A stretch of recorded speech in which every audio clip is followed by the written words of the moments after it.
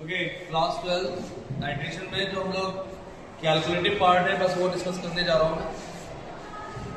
Calculative part में सबसे पहले हम ये देख लें कि पहला प्रैक्टिकल जो हमारा था वो किसके वर्सेस था, oxalic acid versus potassium permanganate, oxalic acid versus potassium permanganate. ठीक है, पोटेशियम परमैंगनेट का मतलब KMnO4, इन दोनों के बीच में टाइट्रेशन होना है ना। तो सबसे पहले मेन मकसद हमारा ये होता है कि इसमें स्टैंडर्ड सॉल्यूशन बनाना है। तो स्टैंडर्ड सॉल्यूशन बनाने के लिए हमें एक कंटेंट दिया होगा कि जैसे मान लीजिए हमें ऑक्सैलिक एसिड बनाना है तो M/20 बनाना है।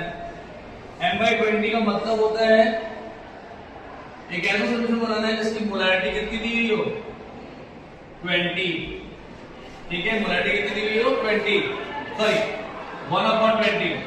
इस 1/20 का मतलब क्या होता है, M/20 का मतलब क्या होता है एक्चुअली 1/20 M। ठीक है, तो मोलैरिटी कितनी हो गई 1/20। Molarity is the symbol of, sorry M is the symbol of molarity. अब मुझे यहाँ पे ये पहले समझना है कि स्टैंडर्ड सॉल्यूशन कैसे बनाना है, स्टैंडर्ड सॉल्यूशन कैसे बनाना है। और स्टैंडर्ड सॉल्यूशन मुझे बनाना है 250 ml का। ये जो अमाउंट दिया होता है 1/20, ये अमाउंट होता है इधर लीटर के हिसाब से, ठीक है ना। लेकिन मुझे इतना अमाउंट बना के वेस्ट करना नहीं है, मुझे सिर्फ इतना जरूरत है, मैं 250 ml बनाना चाहता हूँ। लेकिन उस 250 ml की मोलैरिटी कितनी होनी चाहिए, M/20। तो मुझे कितना अमाउंट ऑक्सैलिक एसिड का लेना पड़ेगा वो मुझे कैलकुलेट करके दिखाना है। ऑक्सैलिक एसिड का अमाउंट जो हम लेने वाले हैं यहाँ पे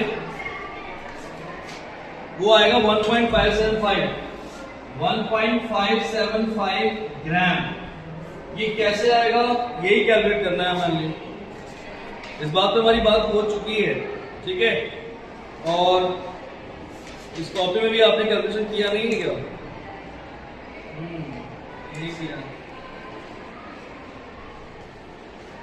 जरा फटाफट इसको खत्म करते हैं करके।